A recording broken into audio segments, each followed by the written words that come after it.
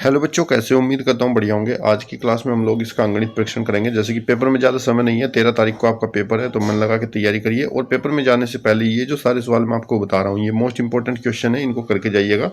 आपको पेपर में 100% ये मिलने वाले हैं। क्योंकि बच्चों इस तरह के सवाल आपके पेपर में आते हैं और हर साल आते हैं, इस बार कोई नया नहीं है, हर साल इस तरह के सवाल आते हैं। और ये सवाल अक्सर बच्चे जो हैं क्या करते हैं, लापरवाही कर देते हैं, छोड़ देते हैं, जिससे उनके पेपर जो है सिलेक्शन नहीं हो पाता। क्योंकि अगर आपको सिलेक्शन लेना है तो मैथ का ये वाला पार्ट जिसमें आपके 20 सवाल आते हैं पूरे, यहाँ पर 41 से लेकर 60 तक के, ये पार्ट जिस बच्चे ने पूरा किया उसका ही सिलेक्शन 100% होगा। तो चलिए शुरू करते हैं आज की क्लास। वीडियो को लाइक और शेयर कर लेना। नंबर 41 है, एक मानचित्र यदि 0.8 सेंटीमीटर द्वारा वास्तविक दूरी 8.8 किलोमीटर को प्रदर्शित करता है तो 80.5 सेंटीमीटर वास्तविक दूरी कितने किलोमीटर को प्रदर्शित करेगा, हमें ये बताना है। तो बच्चे देखो, यहाँ पर 0.8 सेंटीमीटर की जो दूरी है, ये दूरी दिखाती है 8.8 किलोमीटर की। वास्तविक दूरी जो है 8.8 किलोमीटर है। तो यहाँ से मैं 1 सेंटीमीटर का निकालूंगा। 1 सेंटीमीटर की दूरी हमारी हो जाएगी 8.8 डिवाइड बाई ये जो 0.8 है, इससे हम भाग कर देंगे इसको, और इसके आगे लिखेंगे किलोमीटर। पॉइंट से पॉइंट हमारा कैंसिल हो गया, 8 से 11। तो इसका मतलब हुआ 1 सेंटीमीटर की जो दूरी है वो 11 किलोमीटर को दर्शाती है। किसको? 11 किलोमीटर। हमसे पूछ रहा है 80.5 सेंटीमीटर की दूरी कितनी वास्तविक दूरी को दर्शाएगी। तो 1 सेंटीमीटर 11 किलोमीटर को दिखाती है, तो 80.5 centimetre is equal to 11 into 80.5 kilometre हो जाएगा। गुणा करेंगे, 11 पंजे 55 और 11 अठे 88। तो फाइनली उत्तर आएगा ये आपका, एक के बाद दशमलव लग जाएगा, 855.5 किलोमीटर को दिखाएगा 80.5 सेंटीमीटर मैप का। ऑप्शन नंबर बी आपका राइट आंसर हो जाएगा। अगला प्रश्न है, यदि 65 और 117 का मास है 65m-117 के रूप को दर्शाने योग्य हो तो बताओ m का मान क्या होगा। इस प्रश्न के अनुसार ये है, ये जो हमारा 65m-117 है, ये इन दो संख्याओं के मासा के बराबर है। तो इसके बराबर में हम इनका मासा यानी कि HCF लिख देंगे। अब हमें 65 और 117 का मासा निकालना होगा। उसके लिए हमें 65 के अभाज्य गुणनखंड करने पड़ेंगे, जो कि होते हैं 5 गुणा 13, 13 पंजे 65। और 117 के अभाज्य गुणनखंड करेंगे, 3 तिया 9 गुणा 13, 13 निम में होते हैं 117। अब जब हम मासा निकालेंगे HCF क्या होता है, इनका कॉमन गुणनखंड जो भी, जैसे यहाँ पर 13 13 कॉमन है तो इनका मासा हो जाएगा आपका 13। अब हम ये जो मासा आया, इस मासा को इसके इक्वल टू में रखेंगे, ये हो जाएगा हमारा 65m-117 बराबर मासा कितना है हमारा 13। तो 65m इज इक्वल टू 13, और ये जो -117 है बराबर से इधर जाएगा, इधर आकर इसका निशान बदल जाएगा। कोई भी संख्या आपकी बराबर से इधर आप लेकर आते हो, अगर वो माइनस में है तो प्लस में होगी, और प्लस में है तो माइनस में हो जाएगी। सो 65m बराबर 117 और 13 को जोड़ेंगे बराबर 130। सो m बराबर 130 बटे में 65, और 65 दूनी 130 होता है। सो m बराबर हमारा मान हो जाएगा 2। ऑप्शन नंबर आपका बी राइट आंसर। वैसे ये प्रश्न कई तरीके से आ सकता है। जैसे यहाँ पर इसने कहा कि इसका मास है, तो हो सकता है मास की जगह ये कह दे कि इसका लास है, इसके दर्शाने योग्य है, तो इसमें लास भी निकाला जा सकता है। लेकिन जैसे सवाल होगा वैसे ही हम इसको हल करेंगे। अगला प्रश्न है, 2/3 में कितने 1/6 है। 2/3 में कितने 1/6 है। तो कितने 1/6 कैसे पता करेंगे, उसके लिए हम क्या करेंगे, इसमें पूछा है 2/3 में। सो 2/3 को हम भाग करेंगे किससे, 1/6 से। तो हमें पता चल जाएगा 2/3 में कितने 1/6 हैं। और मैंने आपको बताया था, जब हम भाग करते हैं 2/3 तो भाग वाले निशान को गुणा में बदलकर जिस भी फ्रैक्शन से हम भाग कर रहे होते हैं इसको उल्टा कर देते हैं, 6/1। तो 3 दूनी आपका 6 हो जाएगा, 2 दूनी 4। तो 2/3 में 1/6 जो है 4 1/6 है। ऑप्शन नंबर आपका राइट आंसर हो जाएगा, ऑप्शन नंबर ए। अगला प्रश्न है, 10 मीटर ऊंचे एक खंबे की परछाई 20 मीटर लंबी है। इसी समय 15 मीटर ऊंचे खंबे की परछाई क्या होगी। देखो सिंपल सा सवाल है भाई, 10 मीटर ऊंचे खंबे की परछाई कितनी है, 20 मीटर है। अब उसने कहा इसी समय अगर कोई 15 मीटर ऊंचा खंबा है, 15 मीटर ऊंचा खंबा है, तो उसकी परछाई कितनी होगी। तो बच्चों देखो, जब 10 मीटर खंबे की परछाई 20 मीटर है तो 15 मीटर खंबे की ऊंचाई उस समय क्या हो जाएगी, 30 मीटर हो जाएगी। ऑप्शन नंबर ए आपका राइट आंसर। हमने ऐसे ही डायरेक्ट बता दिया, लेकिन अगर कुछ और वैल्यू हो तो कैसे करेंगे। देखो यहाँ पे 10 मीटर ऊंचे खंभे की परछाई 20 मीटर है, तो आप लिखोगे 10/20। उसके बाद बराबर में लिखोगे उसी समय 15 मीटर ऊंचे परछाई क्या होगी, तो लिखोगे 15 और बटे में लिखोगे x। अब इसको अगर हम हल करेंगे, x का मान निकालना है तो x की गुणा इधर जाएगी और ये इधर, तो ये हो जाएगा आपका 10x बराबर 15 गुणा 30, 15 तिया 15 दूनी 30, 300। x बराबर हो जाएगा 300 बटे में 10 और 10 तिया 30 बराबर 30 मीटर। ऐसे भी हम इसको हल कर सकते हैं। अदरवाइज अगर आपको सिंपल संख्या मिल रही है, जैसे 10 का डबल 20 हो रहा है, 15 का डबल 30 होगा, इस तरह को हम डायरेक्ट भी कर सकते हैं। अदरवाइज हमारा प्रॉपर वे करने का ये तरीका है। अगला प्रश्न है हमारा, एक लड़का 1 सेकंड में 3 मीटर दौड़ता है, तो उसकी गति किलोमीटर प्रति घंटा में क्या होगी। देखो 1 सेकंड में लड़का 3 मीटर दौड़ता है, तो यहाँ पर जो उसकी स्पीड है वो 3 मीटर प्रति सेकंड है। अब हमें ये जो स्पीड है ये किलोमीटर प्रति घंटा में बदलनी है। मैंने आपको पिछली क्लास में बताया था कि जब हम मीटर प्रति सेकंड को किलोमीटर प्रति घंटा में बदलते हैं तो उसकी गुणा करते हैं 18/5 से, और 18/5 से गुणा करते ही कोई भी मीटर प्रति सेकंड की संख्या होती है वो किलोमीटर प्रति घंटा में बदल जाती है। अब हमें यहाँ पे 3 किलोमीटर प्रति घंटा दिया है, तो 3 की गुणा करेंगे 18/5 में। अब इसको हल करेंगे, 18 तिया कितना हो गया 54, 54/3 हो जाएगा। इसको हल करेंगे अगर मिक्स में, तो 3 ही कम 3 बचे 2, 3 8 24,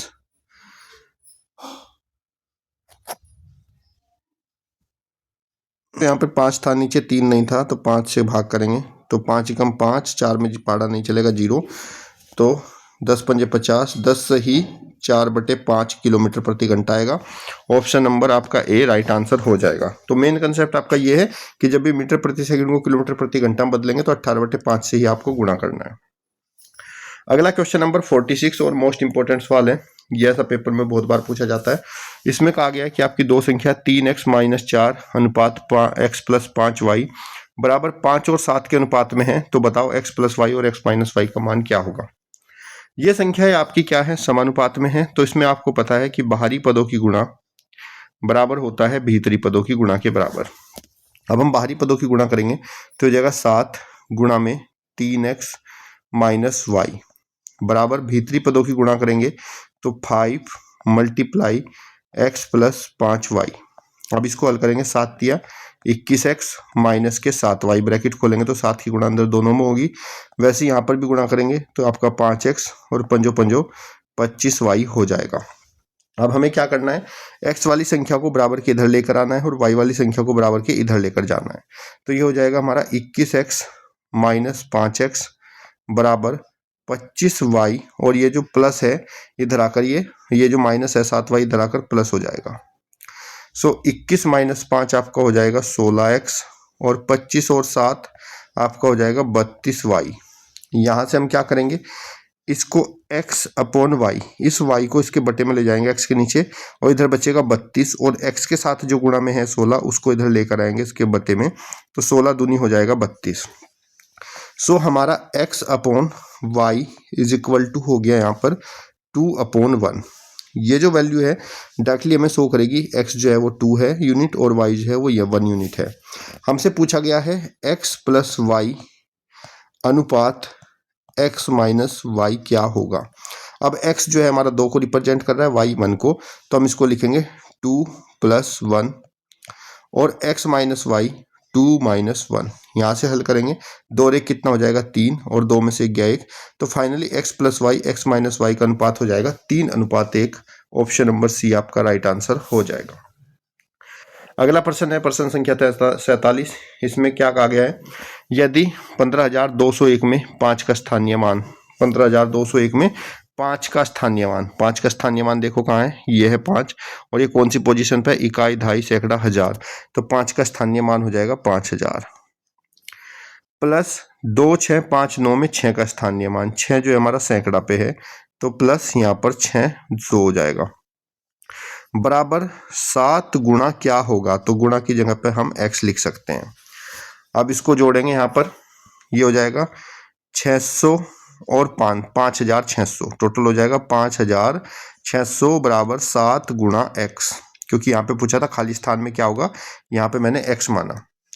अब x बराबर, देखो x के साथ जो गुणा में होता है वो बराबर से इधर वाली संख्या के बटे में जाएगा, तो 5600 डिवाइड बाय 7, 7 से कट करेंगे 7 8 56 0 0, तो x का मान होगा 800। ऑप्शन नंबर डी आपका राइट आंसर हो जाएगा। अब है क्वेश्चन नंबर 48 आपका, यदि x का 60% x के 75% से 30 कम हो तो x का मान क्या होगा। यदि एक ही संख्या के अलग अलग प्रतिशत मान का अंतर दे रखा है तो वो संख्या यानी कि x बराबर आपका, ये जो संख्या इसके 30 कम है, हम जितना भी कम ज़्यादा होगी उसमें गुणा करेंगे 100 से और इसको भाग करेंगे इसके प्रतिशत के अंतर से, यानी कि 75 माइनस 60 से।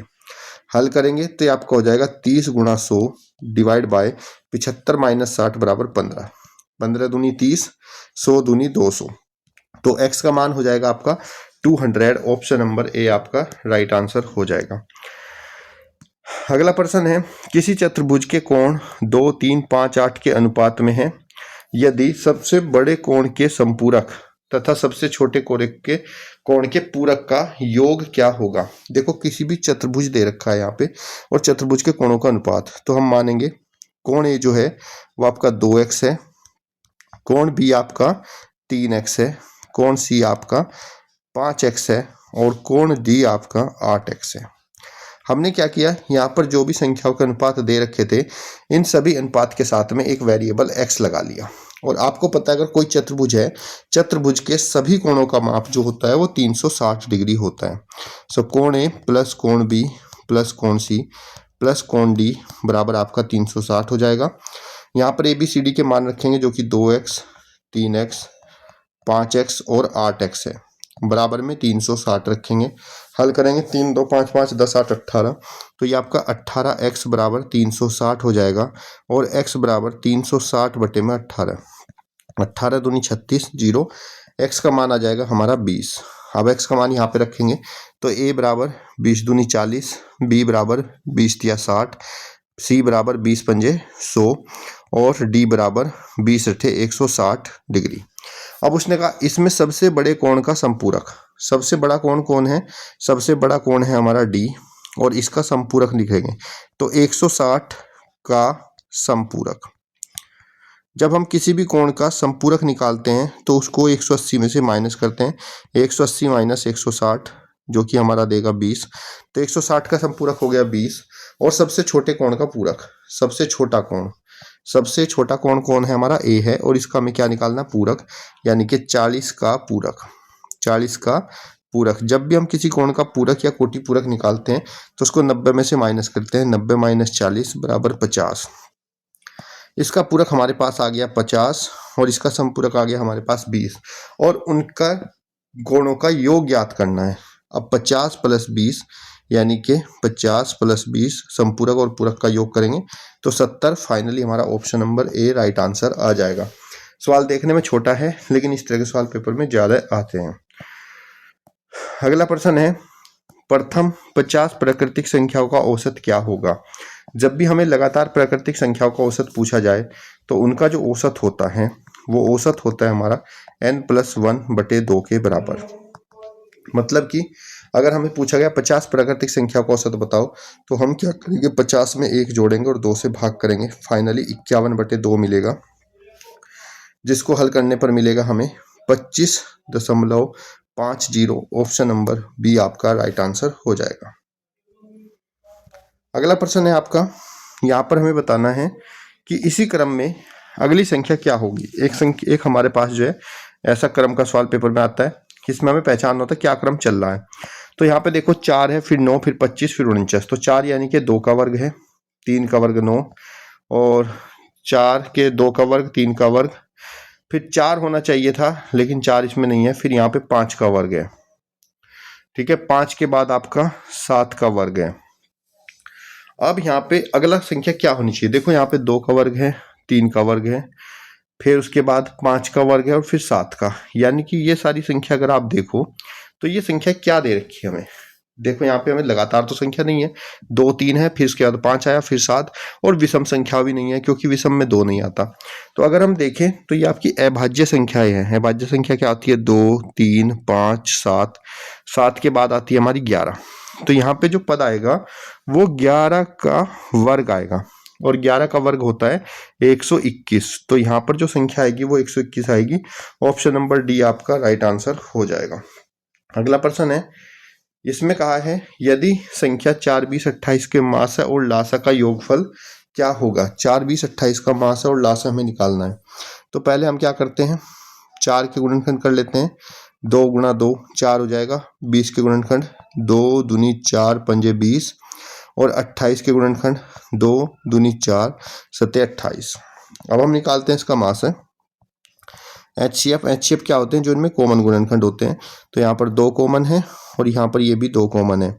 तो 2 दूनी 4 HCF 4 हो जाएगा। अब हम इसका LCM निकालते हैं लासा। लासा में क्या करते हैं, जो मासा वाले गुणनखंड है वो तो लिखने ही होते हैं 2 × 2। साथ में जो बचे हुए गुणनखंड जो कॉमन नहीं है उनको भी लासा में लेना होता है, यानी कि 5 × 7। 2 दूनी 4 पंजे 20, 20 सत्ते 140। तो हमारा HCF 4 और LCM 140 हो जाएगा। अब हमें बताना है इनका योगफल क्या होगा, यानी कि HCF प्लस LCM। HCF हमारा 4 है और LCM हमारा 140। हम जोड़ेंगे तो फाइनली हमारा उत्तर आएगा 144। कितना आएगा, 144। ऑप्शन नंबर डी आपका राइट आंसर हो जाएगा। अगला प्रश्न है, एक वर्ग की एक एकांक वर्ग मीटर में नापा जाए तो विकर्णगत रास्ते की लंबाई क्या होगी। देखो यहाँ पर हमें सीधा पूछा गया कि एक वर्ग की भुजा है और इसकी भुजा अगर 1 है तो इसकी सारी भुजाएं बराबर होती है, तो इसका विकर्ण कितना होगा डायगोनल। तो इसका जो विकर्ण होता है वो होता है √2 गुणा भुजा के बराबर। अब यहाँ पर भुजा कितनी है, 1 लंबाई है, तो √2 गुणा 1 बराबर √2 हो जाएगी इसकी विकर्ण की लंबाई। ऑप्शन नंबर सी आपका राइट आंसर हो जाएगा। उसके बाद है क्वेश्चन नंबर 55। इसमें हमें बताना है कि इसका मान क्या होगा। अब यहाँ पर देखो हमारी एक संख्या है 40320 40320 और इसको भाग करना है 8, 9, 10 से। तो इससे जितनी भी संख्याओं से भाग करना होता है 8 गुणा 9 गुणा 10, इसके बटे में लिखते हैं इनको गुणा में, यानी कि अगर लगातार भाग है तो पहली संख्या को ऊपर और बाकी सबको उसके नीचे बटे में गुणा में लिखना होता है। अब यहाँ से हम इसको हल करेंगे तो 0 से 0 10 खत्म हो गया। अब इसको 8 पंजे 40, 3 में पाढ़ा नहीं चलेगा, 8 चौक 32, फिर 9 छिक 54, नहीं 9 पंजे 45, 9 छिक 54। तो फाइनली आपका उत्तर आएगा 56। ऑप्शन नंबर ए आपका राइट आंसर हो जाएगा। अगला प्रश्न है कि यदि √3 का मान 1.732 है तो √3/4 का मान क्या होगा। √3/4 ये पूरे पे ही अंडर रूट है ऐसे। अब यहाँ से बच्चे √3 के टुकड़े नहीं हो सकते, √3 तो ऐसे ही रहेगा। और 4 के गुणनखंड 4 का रूट कितना होता है 2, क्योंकि 2 दूनी 4 होता है।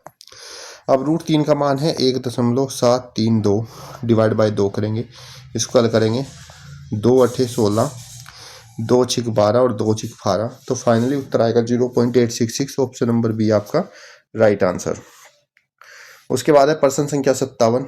यहाँ पे पूछा गया है x का मान क्या होगा। तो ये आपको दिया गया है 5x - 5 बराबर 12। सो 5x = 12। ये जो -5 है इधर आकर जुड़ जाएंगे तो 12 + 5 हो जाएंगे। 5x बराबर हो जाएगा 17 और x बराबर हो जाएगा 17 डिवाइड बाय 5। ऑप्शन नंबर आपका ए राइट आंसर हो जाएगा। अगला प्रश्न है 58। इसमें कहा गया 3 की घात 4 को अगर 5 से भाग दे तो क्या शेषफल रहेगा। 3 की घात 4 का मतलब है 3 की 4 बार गुणा। तो 3 तिया 9 तिया 27 तिया 81, तो 3 की घात 4 बराबर हो गया आपका 81। अब पूछा 5 से भाग देने पर क्या शेषफल रहेगा। अब हम क्या करेंगे, 81 को भाग करेंगे 5 से। 5 एकम 5, 8 में से 5 किया 3, उतार लिया 1, 5 छंग आपका 30, हासिल बचा, शेषफल बचा 1। तो फाइनली 3 की घात 4 को 5 से भाग करने पर हमारे पास एक शेषफल बचेगा। ऑप्शन नंबर ए आपका राइट आंसर हो जाएगा। अगला प्रश्न है, एक परिमेय संख्या है 5/19 व इसके योज्य प्रतिलोम के गुणनफल का गुणात्मक प्रतिलोम क्या होगा। अब हम क्या करेंगे, 5/19 ये है संख्या, इसका योज्य प्रतिलोम के गुणनफल। अब गुणा करेंगे इसके योज्य प्रतिलोम। योज्य प्रतिलोम क्या होता है, अगर ये प्लस की संख्या है तो इस पर माइनस का निशान लग जाएगा, तो ये हो जाएगा -5/19। ये इसका योज्य प्रतिलोम होगा। और इसकी गुणा करेंगे तो पंजो पंजो हो जाएगा 25 और 19 × 19 हो जाएगा 361 और माइनस का निशान। उसके बाद गुणा करने के बाद इस गुणनफल का गुणात्मक प्रतिलोम भी बताना है। ये आया हमारे पास गुणनफल। और गुणात्मक प्रतिलोम क्या होता है? किसी भी भिन्न की संख्या को अगर हम उल्टा करके लिखते हैं उसका गुणात्मक प्रतिलोम होता है। यानी कि नीचे वाली संख्या को ऊपर 361 और ऊपर वाली संख्या को नीचे लिखेंगे। तो फाइनली इसका जो गुणात्मक प्रतिलोम होगा -361/25 हो जाएगा। ऑप्शन नंबर ए आपका राइट आंसर। तो आपने यहाँ से क्या सीखा कि अगर किसी भी संख्या का योज्य प्रतिलोम पूछता है, जैसे मान लीजिए कोई संख्या हमारी 3/4 और इसका योज्य प्रतिलोम है, तो बस निशान बदल देंगे, 3/4 लिख देंगे। या फिर अगर ये संख्या माइनस में होती 3/4 और इसका योज्य प्रतिलोम पूछेगा तो उसको 3/4 लिख देंगे, सिर्फ निशान को बदलते हैं। अगर कोई संख्या प्लस की है तो वो माइनस में बदल जाती है योज्य में, और माइनस है तो वो संख्या पदल्स में बदल जाती है। और अगर पूछा जाए हमारा गुणात्मक प्रतिलोम, तो गुणात्मक प्रतिलोम में ये जो संख्या होती है इसको उल्टा किया जाता है। यानी कि अगर कोई संख्या 17/9 लिखी है और कहा इसका गुणात्मक प्रतिलोम बताओ, तो ये 9/17 हो जाएगी। या फिर कोई संख्या 5/4 लिखी है और इसका गुणात्मक प्रतिलोम पूछे तो ये संख्या -4/5 हो जाएगी। गुणात्मक प्रतिलोम में केवल अंश को हर में और हर को अंश में बदल देते हैं, और योज्य प्रतिलोम में केवल उसका निशान बदल देते हैं। आइए देखते हैं क्वेश्चन नंबर 60। अगला प्रश्न है, एक होटल में 7 दिन के लिए 280 किलोग्राम चावल लगते हैं। 7 दिन में लगते हैं 280 किलोग्राम चावल, तो एक दिन में लगेंगे उसके से 280/7 किलो, 7 चौक 28 0। एक दिन में लगेंगे 40 किलो चावल। कितने लगेंगे? 40 किलो। पूछा है 42 दिन में कितने लगेंगे, तो लिखेंगे 42 दिन बराबर 40 × 42, 4 दूनी 8, 4 चौक 16। तो यहाँ पर 1680 किलोग्राम चावल लगेंगे हमारे 42 दिन के लिए। ऑप्शन नंबर डी आपका राइट आंसर। तो बच्चे मुझे कमेंट बॉक्स में बताओ आपको ये क्लास कैसी लगी। और बच्चे ये मोस्ट इंपॉर्टेंट सवाल है जो कि आपको 13 तारीख को अच्छी खासी पेपर में देखने को मिलेंगे। अगर आप ये सवाल छोड़कर जाओगे तो फिर सिलेक्शन में बहुत ज़्यादा प्रॉब्लम क्रिएट हो जाएगी। चलिए आज की क्लास यहीं पे एंड करते हैं। तब तक के लिए धन्यवाद। जय हिंद, जय भारत।